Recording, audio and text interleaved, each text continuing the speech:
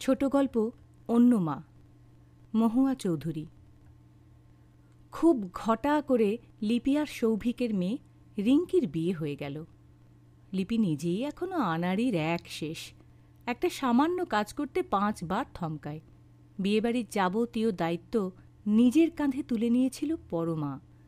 কদিন ধরে তার নিঃশ্বাস ফেলার ফুরসত ছিল না। কারা যেন ভেবেছিল পরমা বুঝি লিপির নিজের বোন। মায়ের পেটের বোন এর চেয়েও বেশি নিজের হয় কিনা আমার জানা নেই। লিপি উত্তর দেওয়ার আগেই পরমা বলেছিল। চোখে জল টলটল করছিল। শুধু বিয়ের সব অনুষ্ঠান মিটে গেলে কাল অনেক রাতে অর্ক, পরমার বর, বলেছিল, দুধের স্বাদ ঘোলে মেটালে। অর্কর গলায় পুরনো মন খারাপ। আলতো করে পরমা উত্তর দিয়েছিল, না তো, দুধের স্বাদ ক্ষীরে মেটালাম। ওর নিঃশ্বাসের শব্দে ঘরের অন্ধকার হাওয়া কাঁপছিল তিত্তির করে। সত্যি বলেছিল কিনা পরমা নিজেই জানে না। দুজনেই সুস্থ, তবু যে কেন সন্তান এলো না। কত চিকিৎসা, কবচ, মাদুলি, বৈজ্ঞানিক আর অবৈজ্ঞানিক হরেক পদ্ধতি সব বৃথা। শুধু পরমার এক গোপন ব্যাখ্যা আছে, কাউকে বলার নয়। শরীর মন মিলে মিশে না ডাকলে শিশুরা নেমে আসে না মাটির পৃথিবীতে।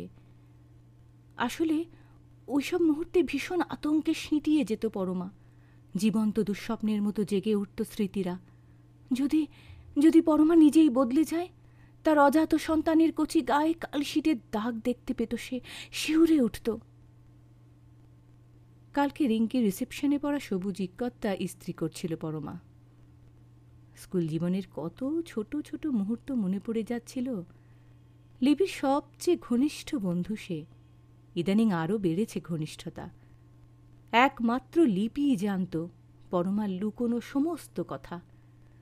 ভয় ভয় ভয়, এক ভীষণ আতঙ্কের রাজ্যে পরমার প্রথম 18টা বছর কেটেছিল। রোগা রোগা শ্যামলা দুটো হাত দিয়ে সেই ভয় থেকে লিপি আগলে রাখতে পারেনি পরমাকে, কিন্তু ক্ষতে নরম ছোঁয়া দিয়েছিল। বন্ধুতা তৈরি হতে আর কি লাগে। টুকরো টুকরো কত সময়ের কথা লিপি ভুলে গেছে, পরমা আজও মনে রেখেছে। মোবাইল বেজে উঠল।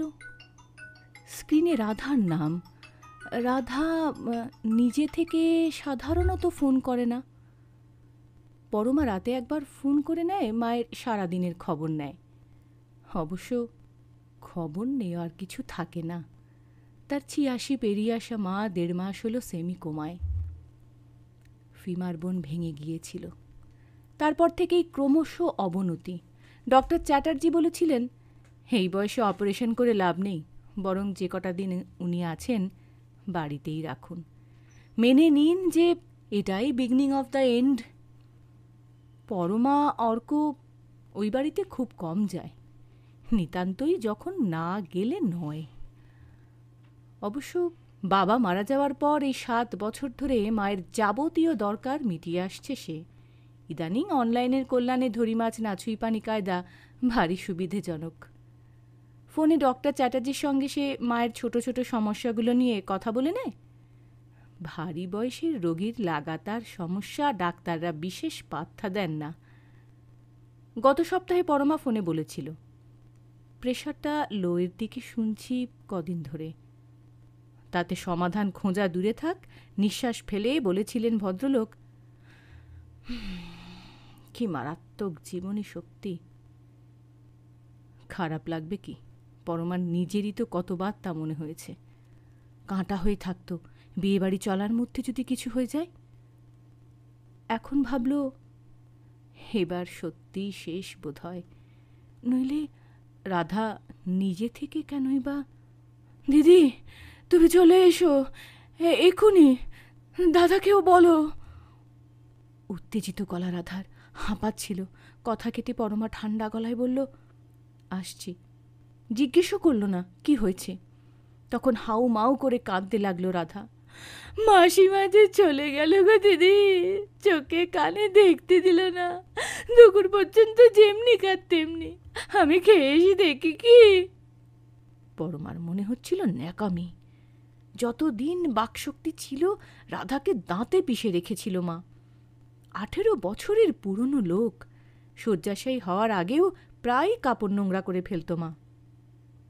ঘেন্না পিত্তির বালাই রাখেনি তখন রাধা, 2 হাতে সমস্ত ময়লা সাফ করেছে। কিন্তু কাউকে সহ্য করতে পারেনি মা কখনোই। যখন তখন ফোন করে কেবল অভিযোগ আর অভিযোগ। রাধার কাজে গাফিলতি, বিস্বাদ রান্না, ঠান্ডা চা, ঠিকে কাজের মেয়ের মুখে মুখে তর্ক। দূর করে দাও এসব অপদার্থ চাকরানিগুলোকে, কাউকে দরকার নেই আমার। তখনও কি তীব্রতা ছিল মায়ের গলায়।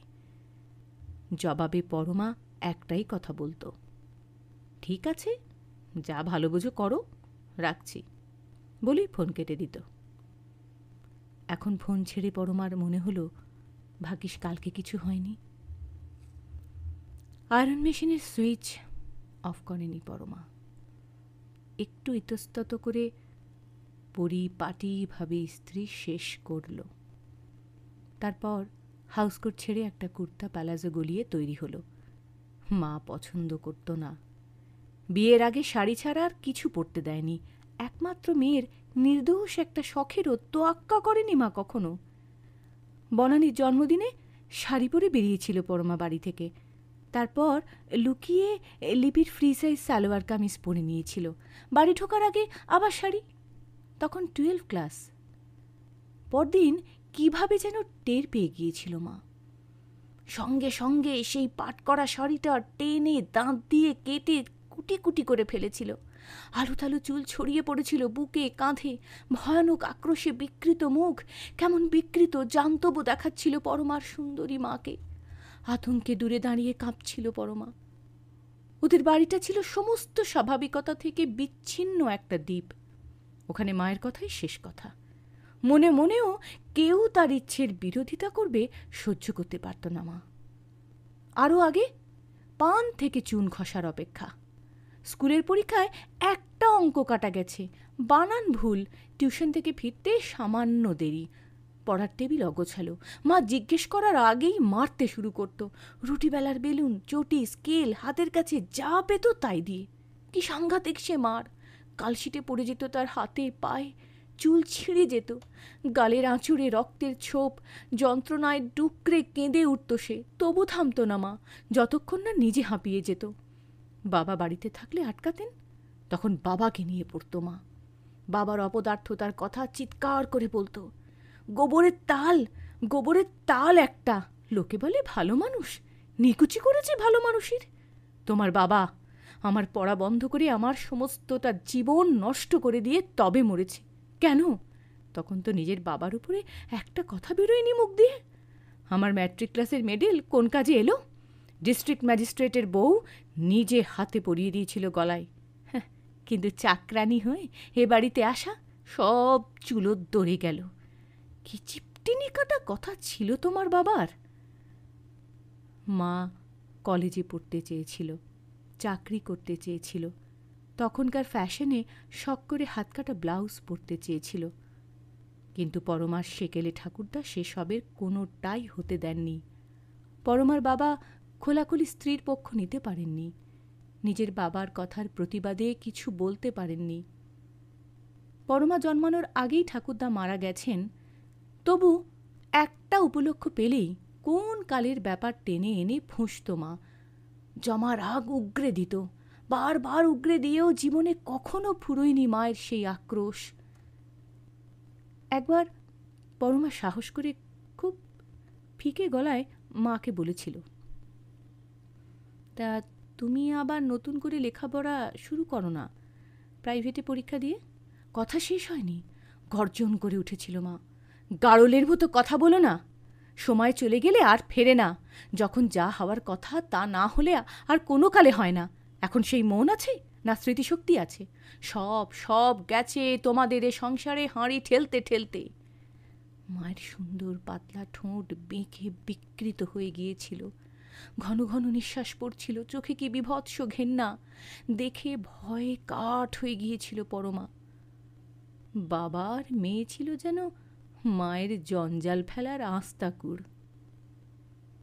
বাবা খোঁজখবর চালাচ্ছিলেন তলে তলে। 12 ক্লাস পাশের পরেই তাড়াতাড়ি বিয়ে দিয়ে দিলেন মেয়ের।